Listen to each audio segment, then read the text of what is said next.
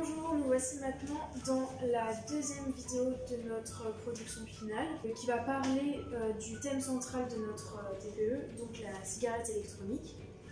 Donc pour planter un peu le décor, je vais vous parler de l'historique de la cigarette électronique. Donc tout commence en 1963 alors que Herbert Gilbert invente et dépose le concept de la cigarette électronique. Donc ce concept ne correspond pas aux éthiques de l'époque, car à l'époque on pense encore, on n'est pas encore sûr de la nocivité de la cigarette normale. Et par exemple, comme maintenant, on fume la cigarette normale, enfin la cigarette classique, dans les lieux publics, dans les lieux fermés. C'est pas du tout comme aujourd'hui, les normes ne sont pas du tout pareilles.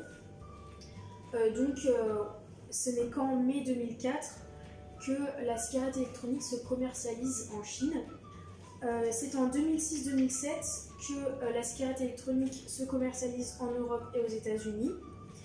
Et en 2011, le chiffre d'affaires mondial est de 2 milliards de dollars pour la cigarette électronique.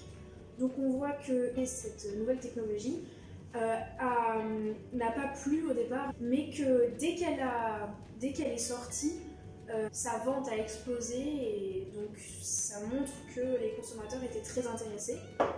Et en 2014, on compte 2500 boutiques de cigarettes électroniques en France, dont 800 en région parisienne. Donc c'est énorme. Je passe maintenant la parole à Nathan. Donc pour la cigarette électronique, donc elle est composée en trois parties. Donc le corps qui est composé d'une batterie au lithium et d'une diode qui peut être disposée un peu partout sur le corps. Une deuxième partie donc, qui est l'atomiseur, qui est la structure là plus la résistance, et le petit filament qui aide à chauffer plus rapidement la cartouche du liquide. Donc la cartouche du liquide plus l'embout, c'est la troisième partie. Donc une cartouche du liquide, donc les liquides c'est ce que l'on fume. Donc il existe deux sortes d'arômes, une synthétique et une naturelle. Donc ils sont composés essentiellement de propylène-glycol et de glycérine naturelle, plus de la nicotine et des colorants. Le propylène-glycol il est considéré comme sûr par les autorités sanitaires. C'est ce qui provoque aussi les picotements au fond de la gorge. Ces deux substances sont inoffensives pour l'être humain, mais si la glycérine naturelle est surchauffée, il peut y avoir une transformation chimique. Ça va créer de l'acroléine. Donc on voit que la glycérine, la formule chimique c'est H8C3O3 et l'acroléine, donc c'est une molécule qui est créée à partir de la glycérine. Quand la glycérine est chauffée à 290 degrés, donc c'est son point d'ébullition, c'est une substance présente dans la fumée du tabac, donc elle est très nocive, elle est irritante, mais normalement dans une cigarette qui est en bon état, elle n'est pas créée car le liquide est chauffé de 60 à 250 degrés et comme l'acroléine est produite quand la glycérine est chauffée à 290 degrés. Si la cigarette électronique fonctionne normalement, il n'y a pas de problème et la glycérine n'est pas dangereuse pour la santé.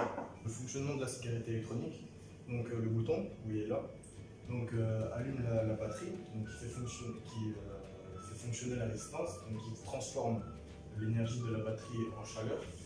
Grâce à ce filament qui chauffe la cartouche du liquide, donc qui la vaporise. Et ce petit filament, il sert en fait à aider pour chauffer la cartouche. Pour qu'on appuie, le liquide s'évapore instantanément. Donc dès que la résistance chauffe la cartouche, donc ça vaporise et c'est prêt à inhaler. Donc la nicotine est contenue également dans une cartouche du liquide.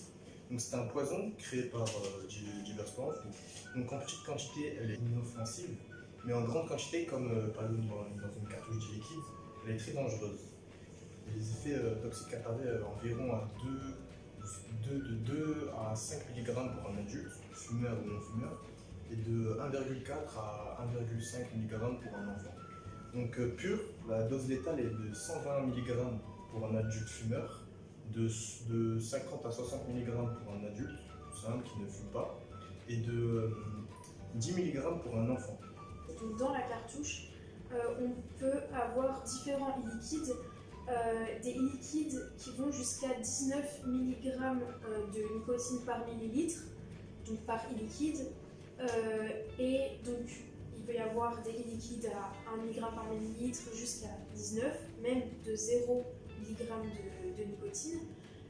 Et souvent, les fumeurs qui fument de la cigarette classique passent à la cigarette électronique avec un e-liquide très fort et diminuent progressivement le taux de nicotine pour arriver à 0. Donc c'est un moyen de se détacher de la nicotine. Il existe aussi des cartouches d'e-liquide solide, mais c'est pas encore au point. Donc les consommateurs utilisent toujours une cartouche d'e-liquide.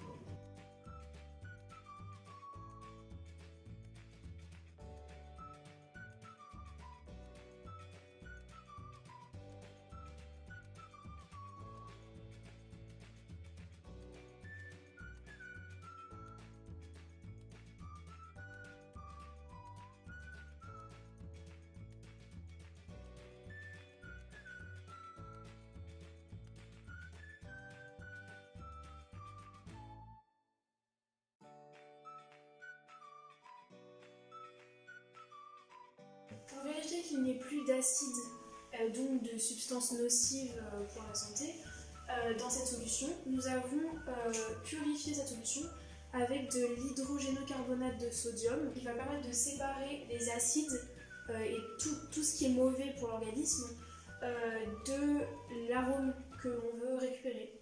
Donc il va en quelque sorte, si nous avons par exemple un récipient, il va en quelque sorte se placer au milieu parce que sa densité va lui permettre de se placer entre les deux. Nous avons du coup obtenu cet arôme.